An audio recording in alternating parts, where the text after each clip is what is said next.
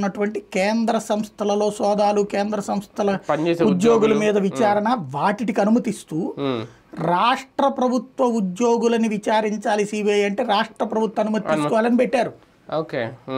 అంటే ఇక్కడ షరతులతో కూడిన అనుమతి ఇచ్చారు. అంటే ఇప్పుడు సిబిఐ నేరుగా వచ్చి విచారణ చేయడానికి అయితే ఏం లేదు. ఒక కేసు, ఒక అవినీతి కేసు ఒక ఉద్యోగం మీద ఉన్నప్పుడు సిబిఐ ఎంక్వైరీ కోరితే వాళ్ళు ఇంతకుముందు అలా కోరేవారు, వాళ్ళు వచ్చేసేవారు. ఇప్పుడు అలా కుదరదా? అట్లా చేయడానికి ఉండదు. ఇప్పుడు బిఎస్ఎన్ఎల్ లేకపోతే హెచ్సిఎల్ ఇట్లాంటి వాటిట్లో చేసుకోవచ్చు. అది ఇప్పుడు ఈ ఒప్పందం ప్రకారం అంటే ఈ సంతకం ప్రకారం.